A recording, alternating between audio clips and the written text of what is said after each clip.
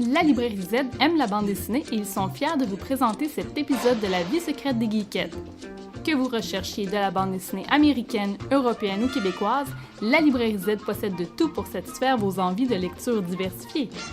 Librairie Z, située au 3420 rue Ontario-Est. Visitez leur site web librairiez.com.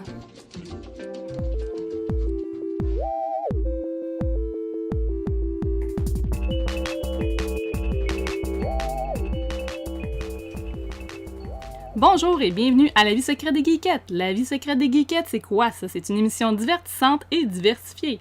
À chaque mois, on partage nos découvertes dans le milieu de la culture populaire et nous parlons de plein d'autres affaires. Aujourd'hui, c'est l'épisode 48. Dans vos oreilles, vous entendez les voix de Fanny Grégoire et de Valérie Morancy. Bonjour Ouais. tout le monde. Ça fait longtemps qu'on s'est pas vu. Oui, c'est vrai, hein? Ça fait longtemps que Ça fait quasiment un an. Hey, c'est fou, ça passe vite, là. Ouais. Hey, mais bienvenue, Ben, bienvenue. Je suis contente d'être ici. Puis aujourd'hui, écoutez, on a, avant tout ça, on a une invitée dans notre sous-sol d'Hochelaga ce mois-ci. Nous sommes très, très, très heureuses qu'elle ait accepté notre invitation.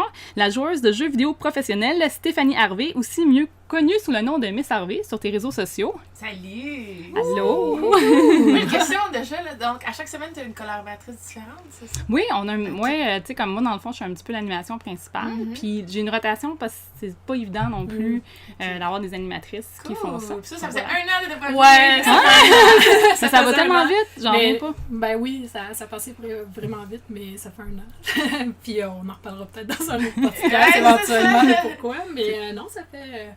Ça passe vraiment vite. Là. Puis même, je t'invite à écouter d'autres épisodes parce que des fois, tu sais, on décomme, il y a des sujets tout le temps super intéressants. Puis ça met de l'avant justement les filles. Je vais l'acheter sur... Oui. Je commence à découvrir ça, le monde des podcasts. Ah, t'as pas fini. Parce que je fais beaucoup de Québec-Montréal ces temps-ci, fait que j'adore écouter des podcasts au lieu de la musique quand je monte. Ouais. Donc, je vais l'acheter à ma liste. Je peux t'en conseiller 2-3 après si tu veux. Parfait! Bon, ben super. Hey, je vais juste commencer avec des petites nouvelles. Aujourd'hui, écoutez, j'ai été à une vente de jeux vidéo rétro parce que comme, on est dans le sol de Schlaga, puis on est entouré de cassettes. C'est une là. caverne d'Alibaba. Ouais. C'est la collection de mon chum. Fait que c'est ça, il y a beaucoup de cassettes rétro. J'ai été à une vente de jeux rétro, puis j'ai trouvé un t-shirt rétro que je porte en ce moment avec le logo de Earthworm Jim. Je vais vous mettre une photo sur la page Facebook des Geekettes. Je vais juste faire une petite plug rapidement. C'est Metal Gamer Tees. Je l'ai dit vraiment rapidement, je vais répéter ça. Metal Gamer Tees. C'est Carl Robert qui fait ça. Vous pouvez en acheter sur son Shopify. Il y a un site web sur sa page Facebook. Je vais mettre tous les liens. C'est super beau. J'aime full ça. Ça fait... j'ai mis pour toi, Stéphanie. C'est vraiment Ah, cool. juste pour Puis deux liens.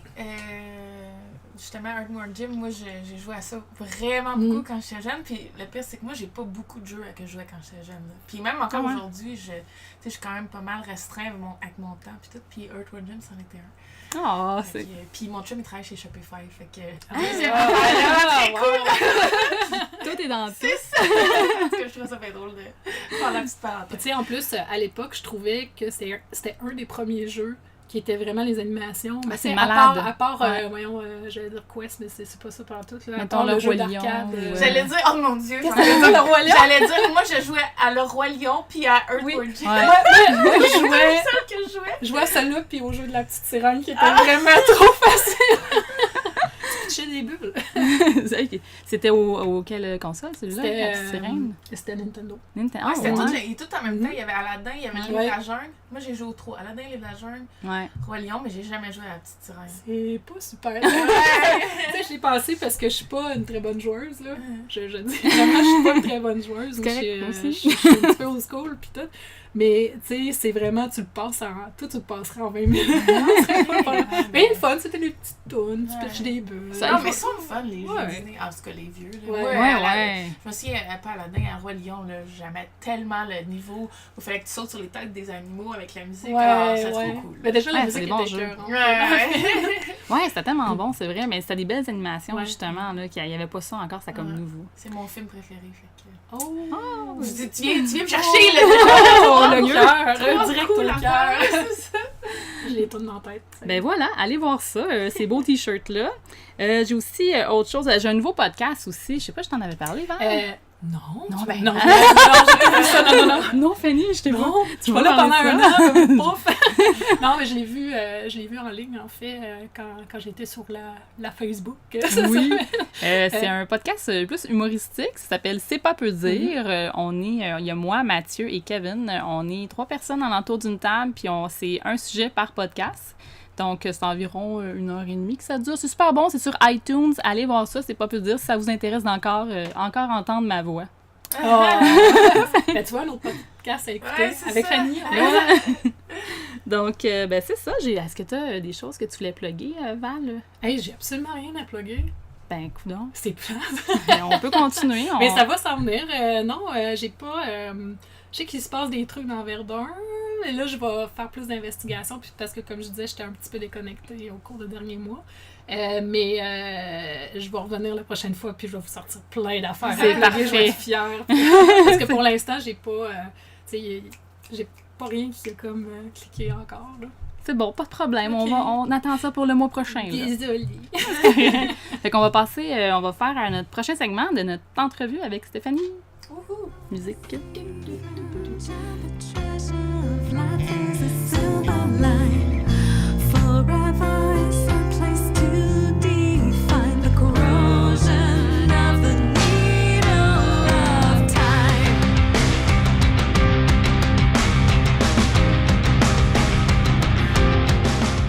Donc, hey Stéphanie.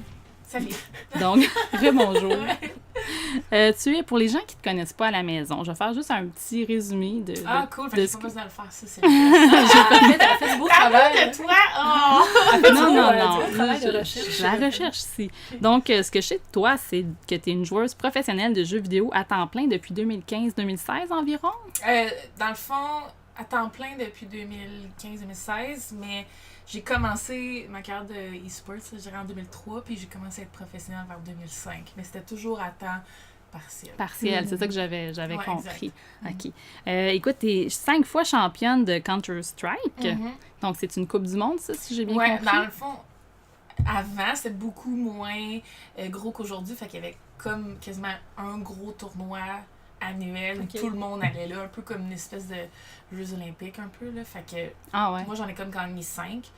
Puis, tu sais, là, maintenant, c'est plus la même chose, là. Ça a changé là, quasiment chaque week-end. Fait que, tu sais, c'est sûr que si même je voulais en gagner une autre, ça a comme changé. Il faudrait que je vous dise exactement le nom des tournois, puis ça serait moins impressionnant que de dire 5 Coupes du Monde. Fait que je ride encore le titre de 5 Coupes du Monde. Jusqu'à temps que ça marche plus.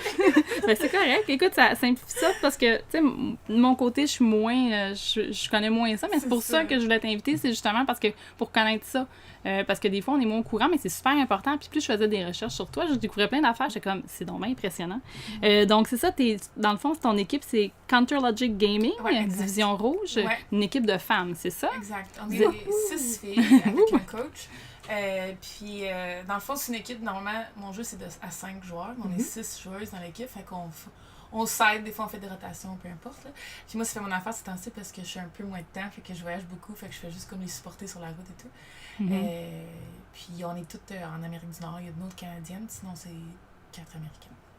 Quand même, fait que c'est vraiment international, là, c'est... Puis j'ai une de mes coéquipières qui a 17 ans, moi j'ai 32, fait que tu sais, il y a aussi le... Moi je suis quasiment sa mère, là. Puis tu sais, on dirait que je suis celle qui connecte le plus avec elle parce que justement, je la comprends comme sa mère et non comme son amie. Ça fait du sens, fait qu'elle se confie à moi, je lui donne des conseils, alors que ceux qui sont plus proches de son âge, là, 20, 21, ils ont plus de misère là, à connecter avec elle, fait que c'est vraiment intéressant. Mais ça fait une belle échange aussi, parce que, tu sais, comme tu disais, le milieu avait beaucoup changé, puis en plus, tu sais, elle a 13 ans présentement, puis toi, t'as vu l'évolution un peu des jeux en tant que tel, fait que, tu l'as carrément pris sous ton aile, en fait. Cool, on s'entend super bien. Ouais, puis c'est ça, c'est quand même... c'est drôle parce que justement, justement, on disait que la moyenne d'âge là, pour jouer, mettons, à Counter-Strike, habituellement, moi, ce que j'ai compris, c'était un petit peu plus jeune habituellement, ou... Ouais, plus jeune que moi, mais c'est je te dirais un des jeux les plus vieux, parce que c'est un des jeux ça fait plus longtemps qu'il est sur le marché, fait on est rendu quasiment le début vingtaine, mi-vingtaine, mais tu sais, si on prend des jeux comme League of Legends et tout ça, là, c'est vraiment comme... je sais même pas comment dire, fin 19e, tu sais, 19e, tu dis ça, genre, à la fin de l'adolescence. Fin adolescence, ouais, c'est ça, comme début adulte. Là. Ouais, c'est là que Ouais. tu fais ta grosse rentrée sur le marché, mais Counter-Strike, c'est vraiment un jeu qui est comme pour plus vieux. Là. Il commence à avoir de plus en plus de gens qui font ça pour leur vie, donc qui vieillissent, puis tu sais, avec ça. Fait que c'est quand même un jeu intéressant pour ça. Puis aussi, justement, vu qu'il y a comme un genre d'âge là-dedans, là, moi, ce que je me demandais, c'est justement, c'est vraiment comme un sport, dans le fond. Tu sais, c'est où est-ce que dans les équipes sportives, justement, tu as des âges qui sont importants. Souvent, c'est le plus jeune, mais quand tu vieillis plus, ça va être un petit peu plus, tu vas devenir coach à ce moment-là. Ouais, donc, tu sais, je trouvais ça quand même intéressant qu'on appelle ça un e-sport aussi. Ouais. Parce que c'est comme des liens qui se fait avec les sports. Tu as des équipes qui se battent contre... Parce que dans le fond, vous êtes des équipes qui se battaient entre vous, c'est ça? Puis pour moi, c'est vraiment un sport parce que tu sais, j'ai des coachs, j'ai des managers, j'ai des développeurs, player development coach, on appelle aussi. J'ai des gens qui m'aident physiquement, j'ai un agent. Ouais, c'était ça que j'étais curieuse de demander parce que moi, j'ai travaillé dans le jeu vidéo pendant 14 ans. Ah ouais! Environ, en 2000. Non, j'étais pas développeur, j'étais illustratrice. En fait. Cool. J'ai commencé en 2003, mais tu sais, même maintenant, je peux voir un peu les ravages du temps quand t'es tout le temps assis, tu sais, les 14 heures en ligne, etc. Tu sais, problèmes de dos, tendinite à volonté, tu sais, fibromes, etc. Ouais. Fait que moi, c'était l'aspect que je trouvais qui me titillait. J'étais comme, mais comment ils font pour... Mais c'est drôle, mais parce que moi, j'ai l'impression que les joueurs professionnels sont mieux équipés à affronter ça que les gens qui travaillent dans les bureaux. On dirait que les gens qui travaillent dans les bureaux, on commence à leur dire ça quand ils sont début trentaine, puis ils commencent à avoir des problèmes. bobos. Ouais, là, c'est comme... C'est ça. Mais nous, à 20 ans, là, on a déjà des coachs physiques qui nous aident. Tu sais, moi, mettons, je fais 8 heures devant l'ordi, là, mais j'ai déjà... tu sais, je me fais suivre immédiatement. Dès que j'ai le moindre douleur, boum, tu sais, on donne tout de suite comme des vraiment exercices, des sports de compétition. Exact, Comme parce que ski, ça peut vraiment m'empêcher de faire ma carrière plus tard. Fait que, tu sais, même moi, à un moment donné, à force de voyager, j'avais un gros mal dans le cou tout de suite. On a vu un ostéopathe, puis on s'est rendu compte que ça avait comme bloqué à cause d'un de mes voyages, puis tu sais, bref, peu importe, on laisse pas ça niaiser, puis on est vraiment outillés, moi je trouve, là. Mais, encore une fois, c'est parce que moi je suis pro. Après, est-ce que monsieur, madame, tout le monde qui joue autant d'heures que moi est autant alerte que ça? Je pense pas. Donc, il faut faire attention. Moi, je pense les jobs de bureau, puis les gens qui font beaucoup d'ordi et de télé, même, là. Je pense que notre société n'a pas vraiment d'outils pour ça. Non, tu sais, c'est comme une option. Souvent, ils te mettent un petit document sur le babillard, puis voici comment tu dois... Puis tu sais, c'est pas long que tu lis ça, puis au bout d'une heure, t'es déjà tout écrasé devant ton écran. Comme là, je me sens vraiment assis tout croche. Faudrait que je fasse comme ça. Je peux pas voir à la maison, là, mais ouais, faudrait que je fasse cette entrevue-là, mais là, je suis comme bien, là. C'est correct, t'es en congé aujourd'hui, là. Mais tu sais, en plus, tu sais, la mentalité est en train de changer, par exemple, dans les bureaux. Ça fait une couple de fois que je vois des compagnies, justement, qui offrent des bureaux que tu peux soit hydraulique ou à la main, ou tu peux vraiment lever pour travailler debout. Mais tu sais, pour ce que j'ai vu au cours des dernières années, là, c'est vraiment à toi. Tu sais, c'est à toi de prendre soin de toi, finalement. Exact. Mais moi, j'étais vraiment impressionnée des chaises des joueurs, là. J'en avais vu. L'air confortable. C'est incroyable, là. C'est pas très sexy, là, ça a vraiment l'air des chaises de char, là. Ouais, de machine, là, c'est immense. Mais, tu sais, moi, ces chaises-là, ils m'aident quand même à me pousser. Parce que dans le fond, on a un coussin qui pousse dans le bas du dos, là, souvent. Puis tu peux pas vraiment mettre tes pieds par-dessus la chaise parce que la façon qu'elle est formée, t'es comme obligé d'être assis normalement. Fait que ça te pousse à être comme ça, là. Moi, ça fait quand même une différence. Je pense que les chaises de bureau, surtout si vous écoutez, là, puis vous travaillez dans un bureau, moi, j'investirais dans votre chaise de bureau. Ouais, tellement. Dès aujourd'hui, c'est une des choses les plus importantes. OK, à la maison, on fait ça tout de suite, là. Ouais, Rien pas avec ça, là. Maintenant. Hey, j'avais des petites questions pour toi. Ouais. Moi, je me demandais, qu'est-ce qui a été l'élément déclencheur qui t'a poussé à dire, OK, je vais faire ma carrière de joueuse de jeux vidéo professionnelle. Comme, je veux plus faire ça à temps partiel, je veux faire ça à temps plein maintenant. Je dirais il y a une couple d'années, quand le e-sport a explosé, avec l'arrivée de Twitch, avec l'arrivée des jeux comme League of Legends qui avaient une structure, des salaires et tout ça, ça a comme professionnalisé tout ça. Puis moi, j'étais une grosse streameuse dans ce temps-là. Je stream vraiment moins maintenant. Mais dans le temps, je faisais ça tous les soirs après ma job. Ah ouais? Puis je travaillais chez Ubisoft. Puis tu sais, je faisais ça avant ma pratique. Après ma pratique, des fois, je streamais. Les fins de semaine, je streamais. Fait que tu sais, j'avais moins de voyages que maintenant. Fait que j'étais tout le temps en train de streamer. Puis je suis devenue une des joueuses les plus populaires sur Twitch. Puis ça a commencé à être très payant. Juste cette partie-là. Puis en plus de ça, ben c'était vraiment demandant. Puis tout le monde à ce moment-là qui sont allés à temps plein dans le streaming sont rendus des superstars de streaming. Puis moi, j'ai fait la décision de rester en développement. Mais ça commençait à être de plus en plus difficile, de plus en plus vraiment là, un gros challenge d'être autant impliquée dans les e-sports, puis continuer à faire mon développement de jeux vidéo chez Ubisoft. Jusqu'à un certain point où même on a comme fait des compromis. Ils ont été quand même très cool jusqu'à la dernière minute. Là, ils faisaient des compromis où je prenais quasiment 2 semaines de sans-solde par mois. Là. Okay, quand même. J'étais genre jamais là. Ça faisait longtemps que tu travaillais chez Ubisoft? Ça faisait 7 ans. Okay. Fait que j'ai commencé en dehors de l'école direct là. Fait que ça faisait un petit bout que j'étais là. Puis, tu sais, je travaillais super bien. Ben, en tout cas, si vous travaillez chez Ubisoft et vous trouvez que c'était pas vrai, vous me le direz à un moment donné. Mais moi, je pense que je travaillais quand même assez bien. J'étais assez performante. Fait qu'on me donnait, c'est ça, un peu de freedom là, avec ça. Mais moi, à un moment donné, je me sentais que j'étais plus capable de m'accomplir dans les deux. C'est comme si j'étais tout le temps à course en arrière des deux. Fait que, tu sais, je voulais être plus sur l'équipe de dev, puis je voulais être plus en e-sports, puis j'avais comme plus de temps. Je travaillais comme 80-100 heures semaine, mais dans 2 domaines. Fait que t'es pas comme... t'es pas optimal dans un ou l'autre, tu sais, fait que il y a comme une frustration à ce moment-là, puis moi, j'imagine. Je suis quelqu'un de très performant, fait que, tu sais, j'étais très exigeante, puis à un moment donné, il s'est passé des choses à l'intérieur de la compagnie, tu sais, j'ai changé de projet, tout ça, puis tu sais, je m'épanouissais plus autant que je voulais, puis j'avais comme fait le tour de ce moment-là, puis je me suis dit, bon, je vais partir en sabbatique 1 an, puis je vais aller vivre à LA, puis je vais faire ça temps plein, puis on va voir ce que ça donne. Puis Ubi, ils m'ont dit, OK, bon, puis on verra dans 1 an si tu revenais ou pas. Fait qu'encore une fois, il a été très cool. Puis 1 an plus tard, j'ai fait, you know what, Ubi, je reviens pas pour l'instant. Parce que je trippe. Fait qu'on a terminé mon contrat de travail, puis j'ai continué à faire ça à temps plein. Puis, dans le fond, tu sais, de faire une année sabbatique, ça m'a permis aussi de, non seulement de savoir si j'étais capable de le faire, puis si j'aimais ça. Puis j'avais une espèce de sécurité d'emploi qui faisait si j'aimais pas ça, ben je peux revenir chez Ubi à tout moment. Fait que c'est ça. Moi, je suis convaincue que tous les éléments dans ma carrière, oui, c'est vrai que je travaille fort, oui, c'est vrai que je pousse, puis tout ça, mais aussi, il y a plein d'éléments qui ont fait que ça m'a aidé à réussir. Moi, je pense que le fait qu'ils m'ont donné ma sabbatique a fait que j'ai sauté. Aussi, je pense que mes parents, là, quand j'étais à l'école, m'ont vraiment supporté, ce qui fait que j'ai pu continuer, que mon université était très compréhensive, à pousser les examens, tout ça, à cause que j'avais des compétitions. Fait qu'il y a comme eu quand même des gens là, qui m'ont aidé durant ma carrière que je serais pas aussi que je suis aujourd'hui parce que j'aurais peut-être soit hésité, soit pas fait le saut, soit...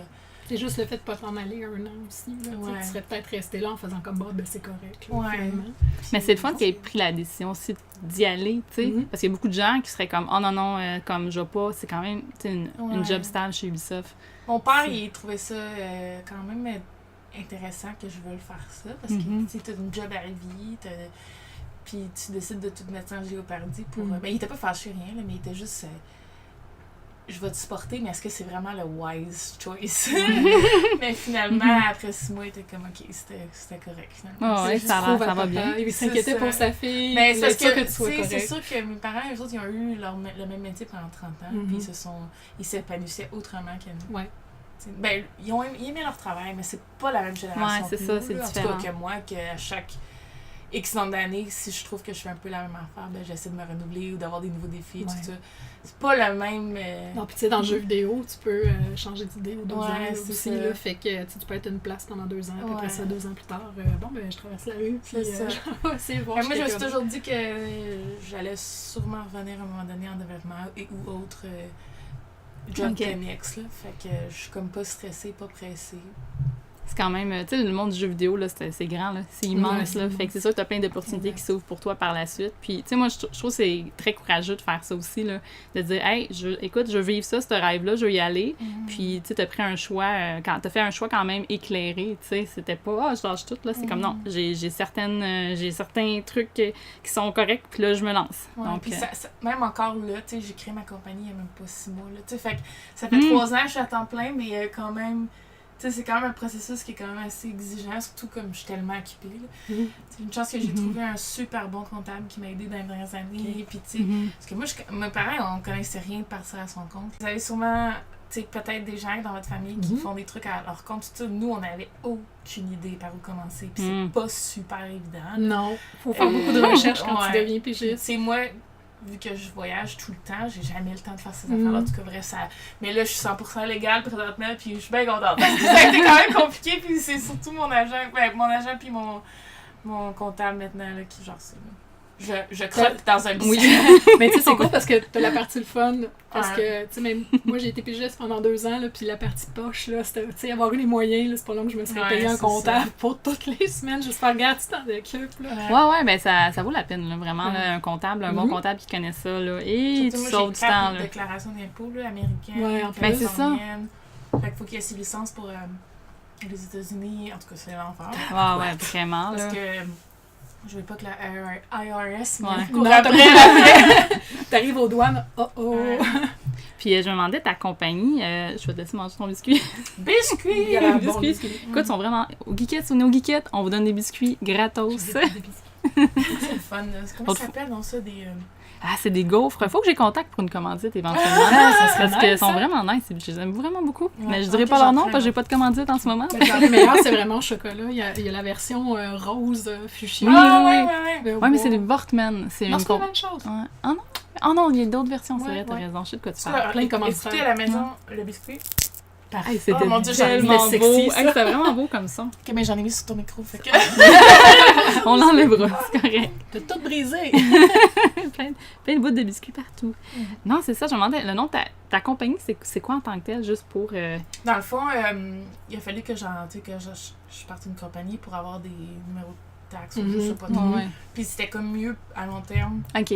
C'est un Inc., c'est ça, là. Ouais, c'était Inc. Selon les revenus, puis si jamais je voulais... En tout cas, je comprends rien. Mais à un moment donné, on a atteint un moment où, avant, c'était correct d'être travailleur autonome, puis là, à un moment donné, mon comptable a dit là, il faut que tu aies une compagnie, parce que ça va te payer plus cher. Ouais, parce que financièrement, c'est plus avantageux, j'imagine. Tu mettons, ta compagnie, je sais pas si c'est enregistrée au Canada ou aux États-Unis, mais tu sais, je pense que c'est plus avantageux, justement, à ce qui a trait, à l'échange, au taux de change entre les deux pays. Je pense que c'est là que ça va... C'est super compliqué, puis là, j'ai fait, OK, tu dis, il faut que j'en crée un, donc on fait ça. Puis le pire, c'est pas si compliqué. Non, ce qui était le plus dur, ça a été de décider du nom. Je savais comme pas quoi faire, puis j'avais plein d'idées, puis là, finalement, c'est juste Miss Harvey Inc. C'est la plus plate du monde. Mais au début, j'avais comme, ça serait cute. Non, je voulais quelque chose... Tu sais, les humoristes, ils ont tout le temps des noms de compagnie qui n'ont aucun rapport avec eux autres, là, puis moi, je trouve ça hilarant, fait que j'avais bien une couple d'idées, mais finalement... C'est dommage drôle, je savais pas ça me surprend pas, là, mais je suis comme, c'est vrai. Souvent, tu les vois à la fin de leur DVD, ou, tu sais, peu importe, là, dans le temps, là, tu sais, ils disaient... Je pense que c'est ça, Martin Matt, c'est une affaire vraiment... Micro de feu, peut-être. Micro de feu, de même, ouais. En tout cas, c'est des affaires bien cute, là. Fait que moi, je me suis dit, je veux quelque chose qui a pas mon nom dedans. Puis là, finalement, j'ai vraiment été poche. Puis j'ai fini par Pew Pew Inc. Ça, je trouvais ça très cool. C'est cool, Pew Pew Inc. Ouais, finalement, c'est juste Miss Harvey Inc. Fait que, en tout cas, si vous voulez voler Pew Pew Inc., c'est encore disponible. J'aime ça, Pew Pew. Pew Pew. Ouais, écoute, c'est bien. Tu tires sur du monde, fait que c'est comme... Ouais, voilà, Pew Pew, ça fait plus laser que violence. Moins violent.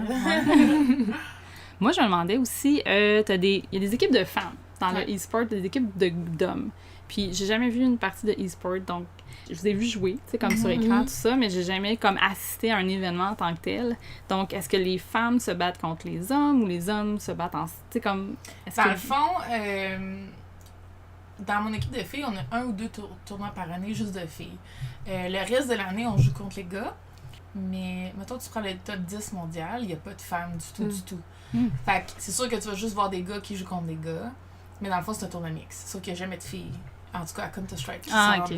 Fait que nous, avoir 2 tournois par année, puis là, cette année, en tout cas, il risque d'en avoir 2, là, c'est comme une espèce d'exhibition. C'est un peu comme faire du college football ou un tournoi juste de Canadiens d'échecs, je sais pas. Fait que moi, c'est comme ça que je compare les tournois de filles. C'est pas... On veut pas s'exclure. C'est plus faire la promotion dans une démographie qui est vraiment minoritaire dans le jeu vidéo compétitif. Il y a quasiment aucune fille en compétition. Puis même quand on fait des tournois de filles, on a de la misère à avoir des filles dans les tournois de filles. Puis il y a de l'argent en jeu.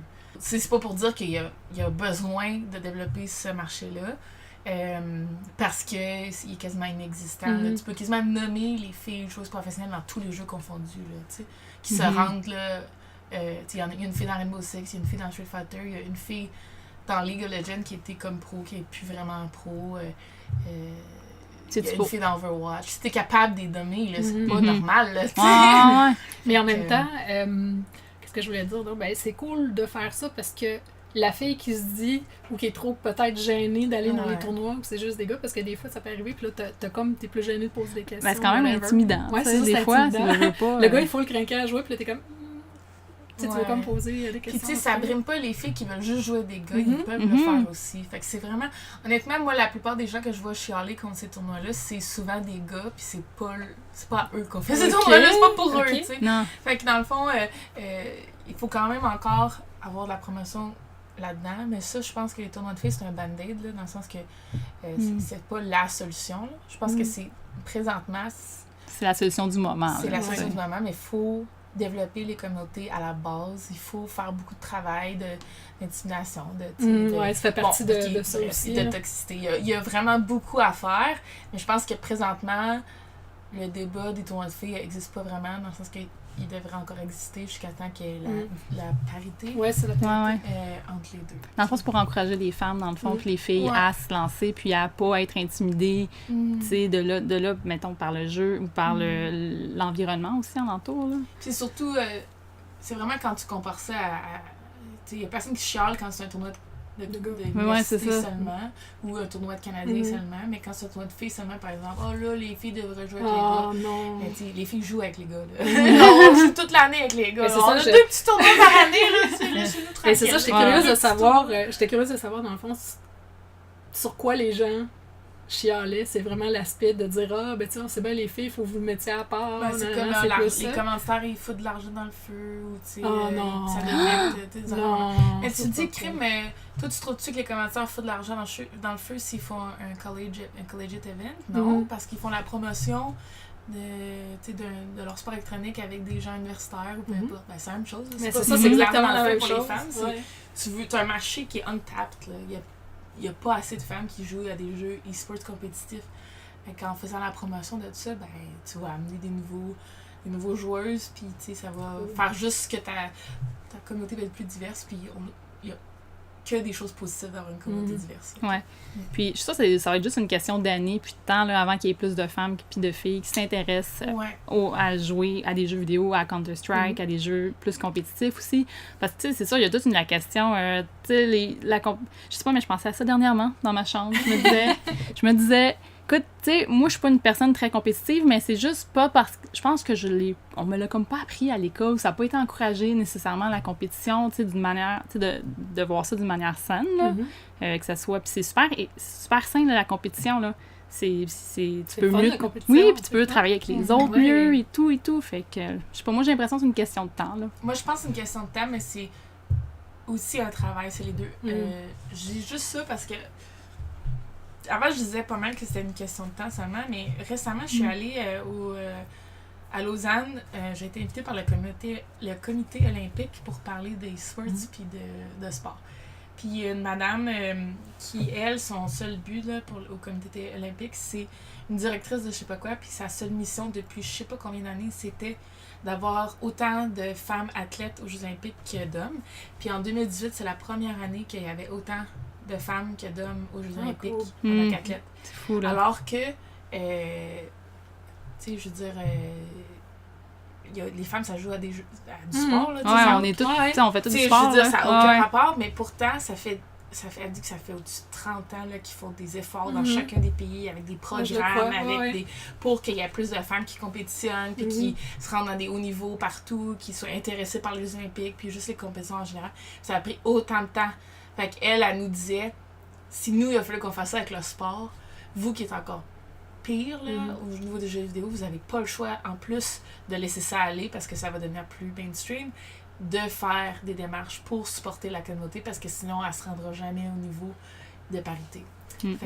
Exact. Puis tu sais, même dans ce que j'ai vécu aussi dans le jeu vidéo de 2003 maintenant, il y a vraiment une différence. C'est de gens qui travaillent dans le jeu vidéo, mais tu as dû le voir chez Ubisoft aussi. Il y a de plus en plus de filles qui sont hyper talentueuses, justement. Mais je me rappelle à l'époque, quand j'ai commencé à 23 ans, on était comme « Qu'est-ce que tu fais là dans le jeu vidéo? » Ils me posaient vraiment la question en faisant « Mais qu'est-ce que tu fais là? » Il me semble. Ah, t'es là avec une gang de gars, genre. Ben ouais. Ben ouais, je travaille, là. C'est ça que je fais. Je fais un emploi. Ça l'a changé, mais c'est encore dominé par des hommes. Mm-hmm. Fait que, il y en a de plus en plus, là. Moi, quand j'étais chez Bee, peut-être 2-3 ans que je suis partie. Fait que, mettons, il y a 5 ans, il y avait juste 15% de femmes dans la compagnie. Puis ça en comptant les RH, puis en comptant les coms. Ah, peut-être parce que j'étais chez Frima. Ouais. C'était pas mal 50-50 chez Frima. Fait que, tu sais, les grosses compagnies, c'est encore majoritairement femmes. Pas femmes, hommes. Puis c'est hommes blancs aussi, là. Pas beaucoup de diversité non plus, là. Ouais. Mais ça s'en vient de mieux en mieux, puis continuons vers cette lancée. Parce que ça fait juste enrichir aussi, là, d'avoir soit des gens d'autres pays, des femmes, des gens qui ont, je sais pas moi, par exemple, un boulanger, puis là, finalement, s'est mis à s'intéresser aux jeux vidéo, qui avait un métier quand même vraiment pas rapport, puis qui finalement s'intéresse à ça. Puis il y a une vision différente. C'est ça, là. Exact, tu sais, ça apporte tout le temps quelque chose de le fun. Faire un design de jeu différent. Pourquoi j'ai dit un boulanger? Mais c'est quoi? C'est pas grave. Tout le temps la bouffe, tout le temps. On a faim, c'est pour ça. Les désolée. jeux de King sont super bons, là, c'est bref. Désolée.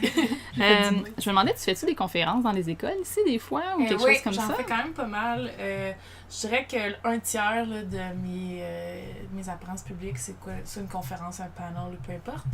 Mais j'ai de moins en moins de temps de faire dans les écoles parce que c'est sûr que les budgets des écoles sont pas très très gros. Puis dans le temps que j'avais beaucoup plus de temps, ça me dérangeait pas de faire beaucoup de bénévolat.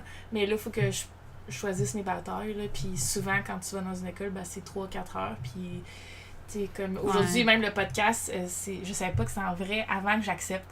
Fait que là, quand tu me dis l'adresse, je suis comme oh non, ça veut dire qu'au lieu de me prendre 1 heure, ça va me prendre tant de temps. J'ai dit ok, j'ai déjà accepté, j'y vais, mais d'habitude, il faut que ça soit comme en ligne. Fait que les affaires que je fais qui sont comme plus pour aider, tout ça, mais je sais pas, mon chum, il dit tout le temps que j'en fais trop, là. Il dit, ces affaires-là, tu devrais dropper ça, là, tu sais, faut que tu dormes aussi des fois, t'as même pas le temps de travailler sur tes projets personnels parce que t'es tout le temps en train de dire oui à tout plein d'affaires. Je suis comme, mais tu sais, si eux autres, ils veulent avoir quelqu'un, ça va enrichir leur expérience. Ben, c'est ça, c'est parce que t'as comme une expérience qui est en soi quand même assez unique. Puis, tu sais, t'as comme quelque chose à partager après, puis c'est dur de dire non. C'est vraiment dur. Surtout, moi, je pense que lui, ce qu'il veut que je diminue, c'est les projets scolaires. Je fais beaucoup de genre des gens qui sont en maîtrise ou qui font un travail sur telle affaire. J'en fais beaucoup partout dans le monde, là, par Internet. Puis ça, il dit, là, ça, là. Tu sais, ils intervieweront une autre personne, mais je suis comme, qui d'autre dans le monde a mon expérience? Il y a personne, ça va aider leur maîtrise ou leur doctorat, peu importe. Puis ça va genre pousser la recherche à ce que peut-être qu'un jour, il y a plus de monde en jeux vidéo féminin, tu sais, en tout cas, bref. Fait que là, lui, il est comme, ouais, mais tu sais, t'as pas dormi depuis 4 jours. Je suis comme, ouais, mais... Ah, t'es une passionnée, c'est pour ça. Ouais, il fait-tu du bon café, ton chat? Ouais, mais il est vraiment... C'est super attentionné. Là, fait que... on dirait que depuis qu'il est dans ma vie, je fais plus attention. Là, mais... parce que c'est bien de continuer les batailles, mais il faut prendre soin de ça aussi. C'est ça. Mais tu sais, avec mon agent, cette année, on fait plus attention. Là. Comme j'ai refusé une conférence en Allemagne puis en Finlande pour la semaine prochaine. Puis tu sais, je l'aurais probablement fait il y a une couple d'années. Mais là, je suis comme, OK, j'ai 2 jours, je vais-tu en Allemagne 2 jours? C'est comme... finalement, je vais rester au Québec. Puis je vais, genre, travailler sur des choses que je dois travailler anyway, au lieu de le faire à temps.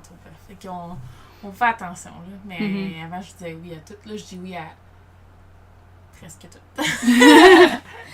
Hey, c'est bon, j'ai juste une dernière question. Puis ça va peut-être te permettre de justement, si tu as des écoles qui t'appellent, tu disais, allez écouter le podcast, j'ai répondu à cette question-là. Qu'est-ce que tu conseilles à un jeune qui veut, mettons, un jeune adolescent, une jeune adolescente qui veut se lancer là-dedans, qui dit, hey, moi, je veux faire du e-sport professionnel, je veux vraiment pousser là-dedans. Ce serait quoi le conseil que tu lui donnerais?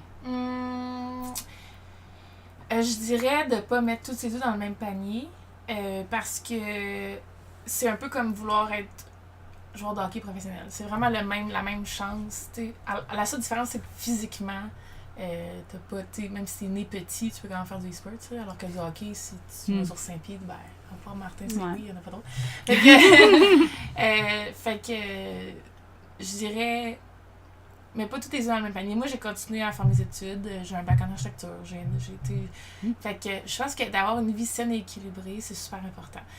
Maintenant, c'est sûr que les opportunités sont 100 fois plus grosses qu'avant. Fait que même si ça marche pas en tant que joueur professionnel, dans les sports puis dans le gaming, il y a tellement d'autres affaires, que ça soit justement journaliste, coach, tu sais. Fait que même si tu t'investis vraiment, vraiment beaucoup en e-sports puis que ça marche pas, ben, en tant que joueur, tout est pas perdu non plus. Fait que si c'est en plus étudier, par exemple, en marketing, puis là, tu veux joindre une équipe de jeux professionnels pour faire leur marketing, ben boum, tu rallies tes deux passions ensemble. Tu sais, fait que c'est une super belle...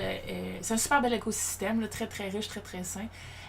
Donc, on va pas mettre tous les œufs dans le même panier, mais de savoir qu'il va falloir faire beaucoup de sacrifices. Comme une équipe sportive, moi, ben, tous mes soirs de semaine, depuis environ 15 ans, je suis à la maison en train de gamer. Ou je suis en voyage, puis je game de l'hôtel. Il faut savoir que les soupers après la job ou le cinéma avec des amis ou prendre une bière, là, moi, ça arrive très, très, très, très rarement. Fait que ça, c'est des sacrifices que je dois faire puis que ma famille, mes amis doivent comprendre aussi. Fait que si tout le monde est on board, là, si tes amis comprennent, ta famille comprend, ben là, ça peut marcher, mais c'est ça. Fait qu'il faut pas lâcher, pas mettre toutes ces œufs dans le même panier, puis essayer de garder une balance de vie, mais en même temps, là, foncer, parce que c'est vraiment une super belle industrie. Parfait, ça termine aussi. Ben, ça termine notre entrevue avec toi. Cool.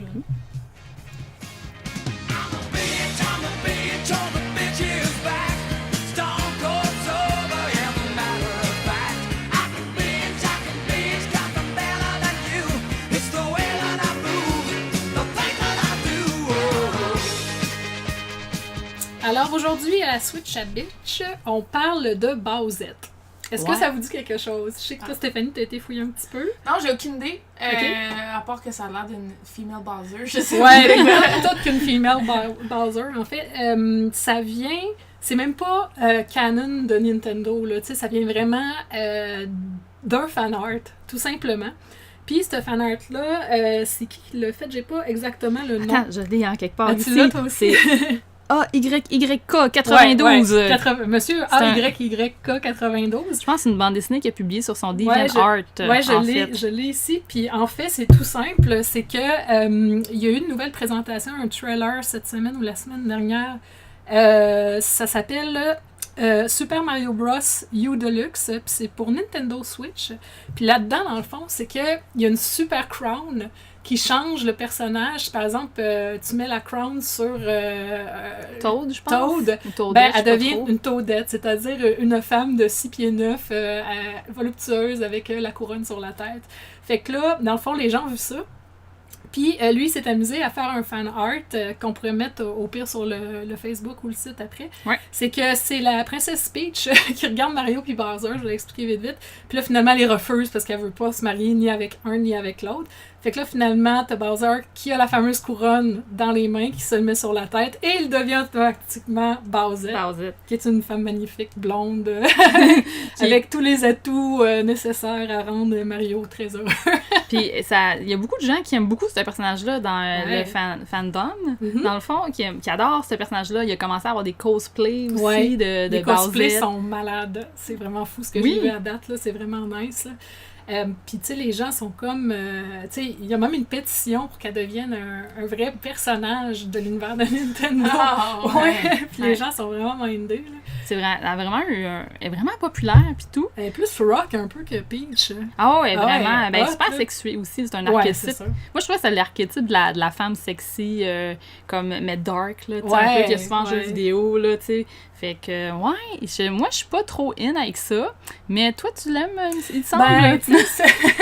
Parce que moi, je trouvais, tu sais, j'ai fait un poll sur mon Facebook, en fait. Et j'ai demandé aux gens, tu sais, qu'est-ce que vous pensez de Bowsette ou non. Puis à date, je te dirais que c'est Bowsette qui clenche pas mal Bowser. Ben, tu sais, moi, ce que j'aime, c'est que quand j'étais plus jeune puis je jouais à Mario Bros. Mario Bros.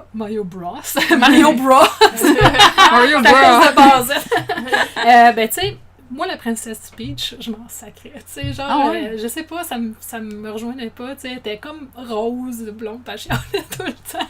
Puis moi, quand j'ai vu, j'ai fait, bon, enfin un personnage dans Mario Bros. Qui est vraiment plus, c'est une fille, puis elle est plus Picasso, plus rock. Puis tout, fait que, tu sais, moi, je l'aurais choisi pour... OK. Écoute, je comprends ce que tu veux dire. C'est pas ça, mais en même temps, je comprends l'espèce de sexualisation un petit peu plus intense que Peach puis L'autre, la petite brunette que je me rappelle jamais. Mais ça reste des fanarts. Je suis sûre que si tu googles Peach Sexy...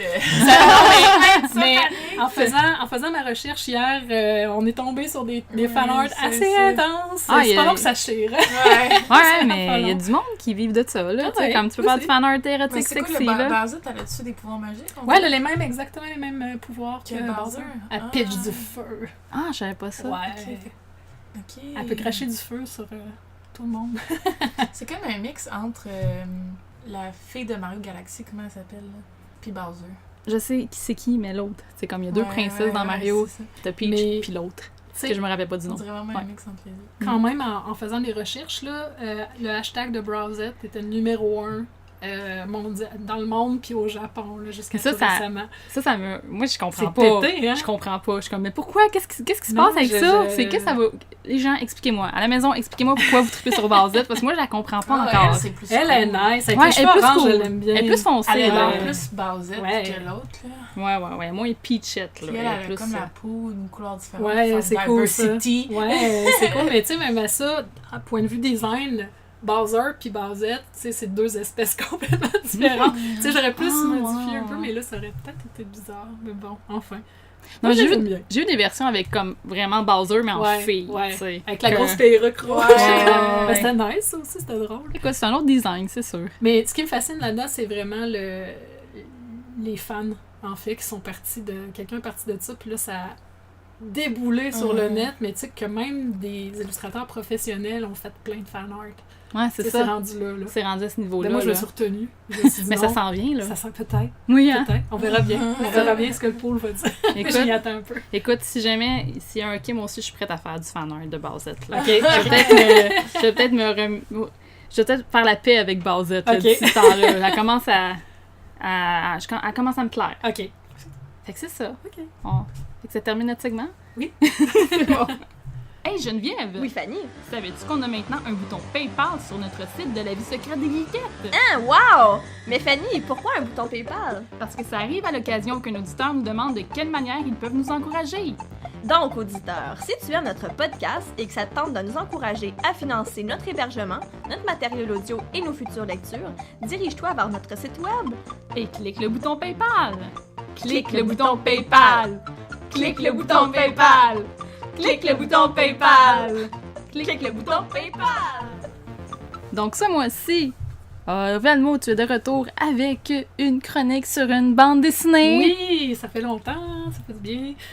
En fait, c'est sur L'Esprit du camp, tome 2 de Michel Falardeau. On avait déjà parlé du tome 1 l'année dernière. Puis ce tome-là était vraiment très attendu parce que si toi t'avais lu le premier... Ouais, moi j'ai le premier, ouais. Ouais, c'est ça, puis t'arrives à la fin puis t'es comme « Ah, c'est quoi la suite? » Tu veux vraiment savoir ce qui se passe dans la vie de Élodie.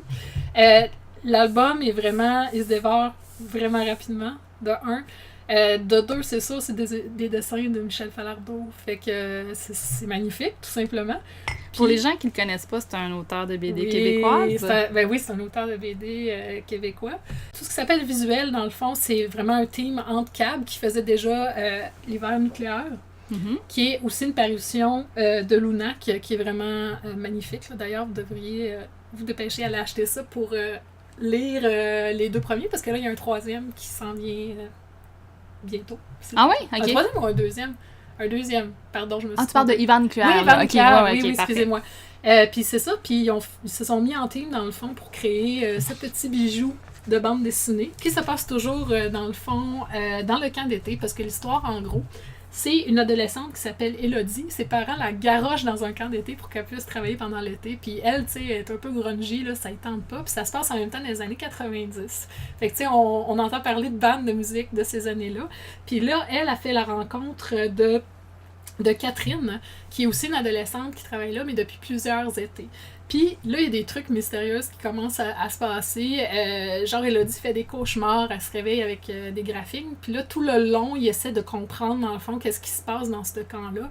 Puis il y a une gang de petites filles rousses qui font partie de la même famille, qui sont un groupe, en fait, dans le camp d'été, qui sont complètement hilarantes, là. Moi, j'ai hâte de lire le 2e pour voir la suite, en fait. Puis c'est sûr, il y a le directeur du camp qui est mon personnage préféré. qui, lui, aide un petit peu à élucider le mystère. Est-ce que lui, il fait partie de l'occulte? Est-ce que c'est un démon? Est-ce que, tu sais, c'est vraiment un beau mélange de contes d'histoire d'été versus le fantastique. Alors moi, c'est ça, je le recommande à tout le monde. Puis c'est ça, je vous le recommande, mais c'est sûr qu'il faut lire la première avant de poursuivre pour la deuxième, parce que c'était, tu sais, ça serait tellement un beau film d'animation, là, cette BD-là. Là, je rêve du jour où ça va peut-être se faire. J'adorerais ça, là, c'est magnifique. Ouais, c'était la chance de lire le premier. Plein de personnages magnifiques, les couleurs sont écœurantes, j'ai rien de négatif à dire. Puis c'est-tu le tome 2? Est-ce que c'est le tome final? Oui, c'est le tome final. Okay, malheureusement, il n'en a pas d'autres. Oh, on est triste, mais il va y avoir d'autres projets. Oui, il va y avoir plein d'autres projets qui vont s'en venir, fait que vous avez juste à le suivre sur son site.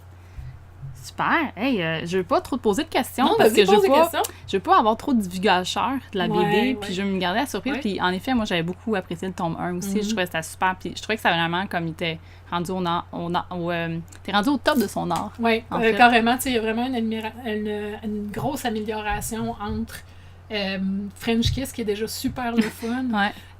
Visuellement, là, il atteint quelque chose. Puis ça va continuer en plus, là, fait que j'ai hâte de voir la suite. Puis je me souviens pas du nom de son autre série avant. Je pense que c'est Le Domaine Grilloise. Le Domaine Grilloise. Puis c'est ça, moi je trouve quand même, là, je trouve que ça a vraiment été une coche. Puis je trouve que c'est très, c'est super bon, cette BD-là. Si vous l'avez pas lu encore, c'est vraiment très bon. Puis, c'est un beau mélange, dans le fond. Moi, je dirais comme une légende, mais dans un monde plus moderne un peu. Là. Une belle légende. Ouais. Stéphanie, est-ce que tu lis un peu de BD? En fait, j'en lisais énormément. En fait, moi, j'écoute pas vraiment d'animé, mais je lis énormément de manga, puis je lis beaucoup de BD. En fait, j'adore le produit physique. Là. Je suis pas du genre à lire ça sur un PDF. Là. Je suis du genre à l'acheter, puis... toi, t'as full collection de jeux ici. Là. À mon ancien appart, c'était pas mal ça, mais avec des livres. OK. Fait que là, justement, il faut que je me rachète des bibliothèques là, dans mon nouveau condo. Des Billy, là. Ouais, en tout cas, il faut que je réfléchisse à mon affaire. Mais je prenais beaucoup plus le temps de lire que maintenant, parce que ça, tout est dans des boîtes. Là, fait que faut juste que ça sorte. Puis il n'y a rien de plus fun aussi que t'as le goût de lire un livre, tu l'as dans les mains. Puis t'as l'impression... Moi, j'ai moins de misère à m'immerser quand je l'ai dans les mains que justement lire un PDF sur l'écran, que déjà tu passes beaucoup de temps devant l'écran. Puis c'est le fun de s'écraser dans le coin du salon sur un pouf, puis juste de... J'aime ça aussi parce que, dans le fond, avec mon métier, je dois essayer souvent de m'éloigner de l'écran pour la lumière bleue et tout ça, parce que ça donne plein de problèmes à long terme.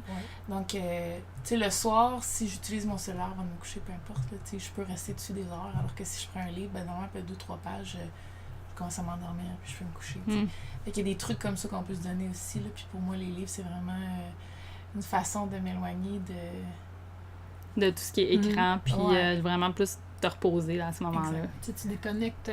carrément, là, quand tu lis un livre. Ouais. C'est vrai. J'ai jamais essayé les Kindle, fait que j'ai l'impression... En tout cas, quelqu'un m'avait déjà dit qu'il n'y a pas les problèmes d'effet d'écran. Ouais, mais la lumière est déjà comme réglée pour pas que ça cause des problèmes au niveau des yeux. Fait que peut-être que ça m'irait, mais je suis encore au cours, j'achète encore mes livres papier. Ça sent bon. C'est bien correct. L'acheter, c'est comme... C'est beau. Je vais peut-être le regretter dans 10 ans, là, mais tu sais... Moi, je collectionnais tous les jeux Xbox 360, puis j'essayais de tout acheter tout le temps. Là. Puis là, je le regrette un peu, là, parce que finalement, quand tout le monde commençait à les acheter sur Steam, moi, j'ai acheté encore la copie physique, puis j'étais comme, non, moi, je veux tout le temps la copie physique, puis là, maintenant, c'est juste un romancier, là. Fait que, parce que c'est pas comme ici, là, c'est pas super une belle collection, là, c'est vraiment juste... Ta boîte de jeux toute mêlée dans la boîte. Bon, bref, j'aurais aimé toutes les avoir finalement en ligne, mais... En tout cas, je me dis encore, les livres, c'est différent. On verra. Peut-être que je me trompe, là, mais je veux encore avoir la copie papier. C'est bien correct. Nous, on aime bien ça. D'ailleurs, shout-out à notre partenaire, la librairie, en passant. Excellent, c'est cool. C'est ça.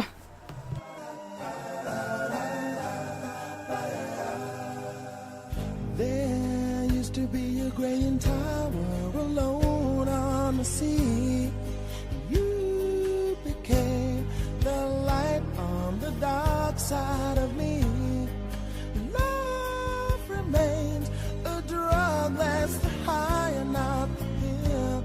But did you know that when it snows, my eyes become alive and the light that you shine can't be seen. De mon côté, je vais vous parler de la bande dessinée Batman Damned, Book 1.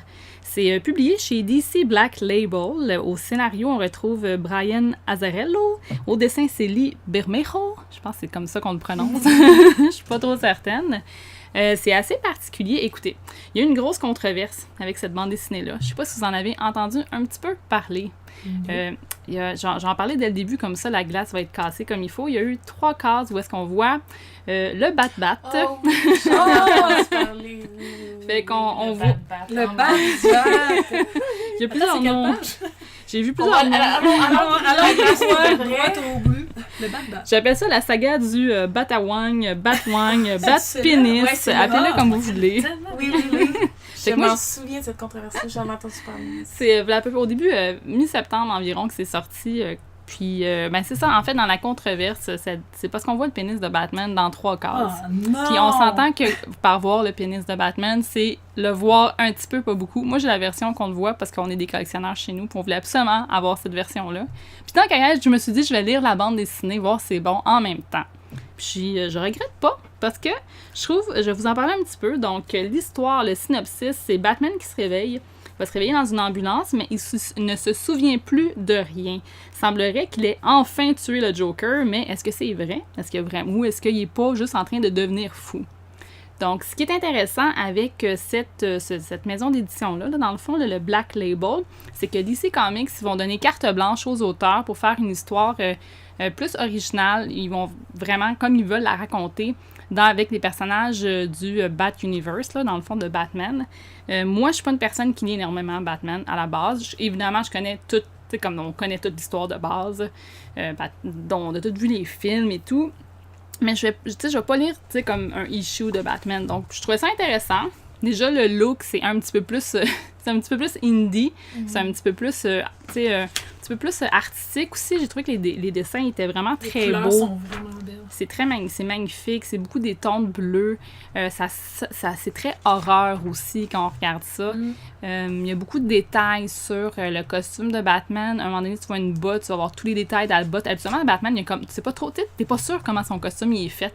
Il est-tu fait en plastique? Il est-tu fait en Kevlar? T'es pas trop certaine. Mais là, on voit qu'il est comme en tissu. Il y a même le petit zipper des fois. Donc, tu sais, moi, je trouvais que ça rendait le personnage encore plus vulnérable ou humain, tu sais. C'est, moi, ça me choque pas le Bat-Bat. Moi non plus. C'est complètement ridicule. Moi, je trouve que c'est quand même fait avec goût. Là. Ouais. C'est vraiment pas pornographique. Là. C'est vraiment... je trouve que ça ajoute à l'histoire.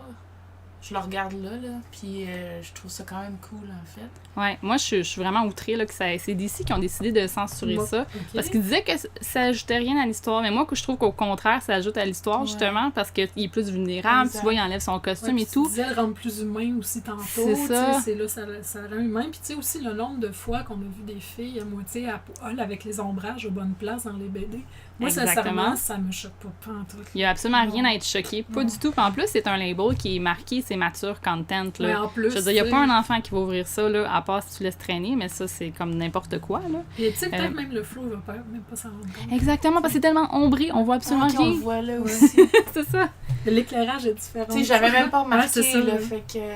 Ouais. Tu sais, il y en a qui disent que c'est peut-être une controverse qui a été mise parce que DC veut mousser cette nouvelle collection-là. Ça se pourrait. C'est quand même une compagnie. Ça se pourrait fort bien qu'il ait fait ça. En tout cas, les collectionneurs se cherchent ce issue-là en ce moment, là, parce qu'ils sont comme « Ah, mais je veux la version non censurée. » C'est ça. Mais c'est qui que... C'est les parents qui ont... C'est des gens qui sont pleins. Okay. Ouais. Okay. C'est de ce que DC, ils ont dit, ils ont fait un communiqué dans le Guardian. C'était ça, ils ont eu des plaintes, puis là, ils ont décidé, à cause de la controverse, entre gros guillemets, de retirer ces issues-là. Il n'est pas en digital non plus. Okay. Il ne l'avait pas mis dans le digital, il l'avait juste mis dans l'imprimé. C'est aussi imprimé à Boucherville. C'est Boucherville?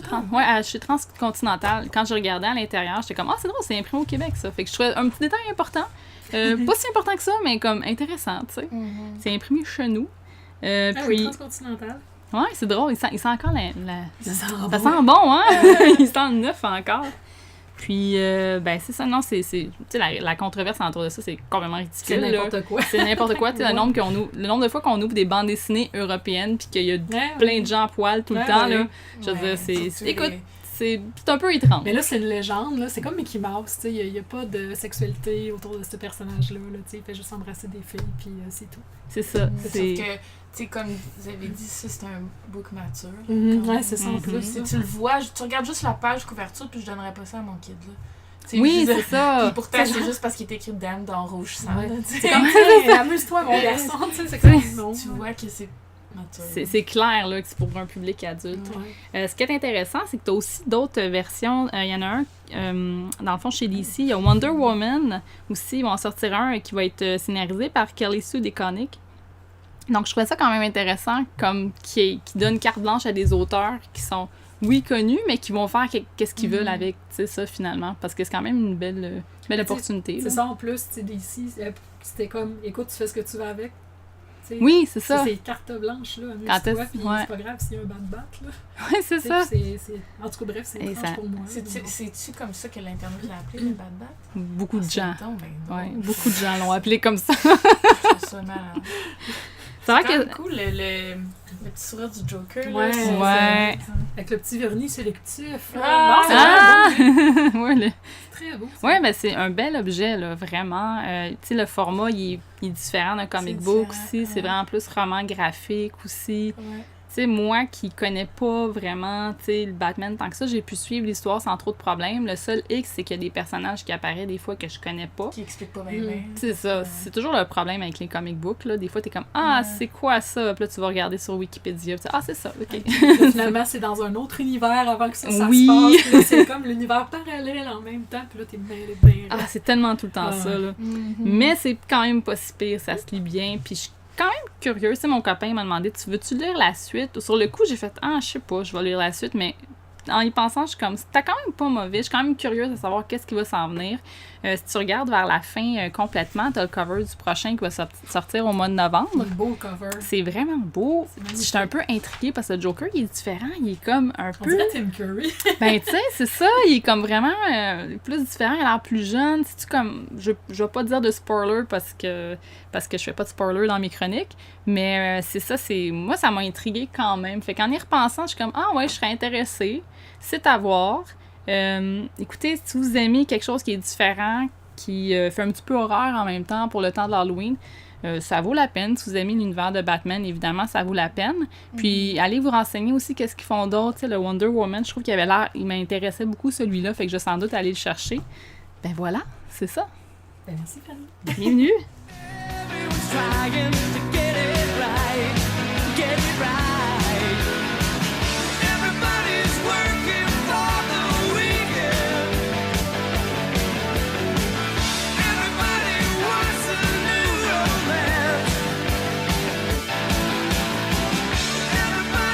Donc, merci beaucoup, Stéphanie, d'avoir accepté notre invitation à l'épisode 48 des Geekettes. Merci de m'avoir invité. C'est super cool, super relax.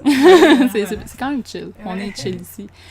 Puis, tes réseaux sociaux, où est-ce que les gens peuvent te trouver? Oui, mais dans le fond, je suis présente sur tous les réseaux sociaux, là, la plupart. Mais je dirais que si ça vous intéresse vraiment, je suis pas mal plus active sur Instagram. Je fais des stories tout le temps. Surtout de ma bouffe, là. Ben là, c'est sûr, je vais aller puis là, et de mon chien qui va arriver bientôt. Puis sinon, je fais beaucoup de contenu en français sur Facebook pour les Québécois. Souvent, c'est des Québécois qui répondent sur mon Facebook plus que les autres, là. Mais je fais du Twitter, je fais du YouTube aussi. YouTube, je mets à peu près 3-4 vidéos par semaine. Fait que si ça vous intéresse, c'est tout le temps des vlogs de mes voyages, puis tu sais, partout où que je m'en vais dans les tournois et tout ça. Ça peut être quand même cool si vous êtes intéressé, ouais, donc, puis je fais du streaming sur Twitch aussi. Mais ça revient partout. Parfait. Moi, je sais que ça n'a pas vraiment bougé depuis les derniers temps, mais vous pouvez toujours me suivre sur Instagram, Valmo Illustration. Puis aussi sur Facebook, Valmo Illustration. Là, je devrais commencer à remettre des trucs tranquillement, pas trop vite. Parfait. Puis tu as-tu participé à Inktober? Non, pas cette année. Pas cette année. Pas cette année, j'ai laissé faire. Mais il y a mon Inktober de l'année dernière, si vous êtes intéressés. C'est quand même très beau, ça vaut la peine de le voir. Ouais, je l'aime bien, je l'ai regardé hier, j'étais comme, ouais. Ouais, fière de tout ça. J'étais très fière de moi. Parfait. Ben moi, c'est Fen Grégoire. Vous pouvez me retrouver sur Facebook, Twitter, je pense que c'est Fen Greg, Instagram, Fen Grégoire. Les Geekettes, vous pouvez nous retrouver sur geekette avec un s.ca. On est sur Facebook, Instagram, un peu partout. C'est ça. Hey, merci beaucoup, mesdames, d'avoir participé à cet enregistrement. Merci. Merci. Puis à la prochaine. Bye bye. Bye bye.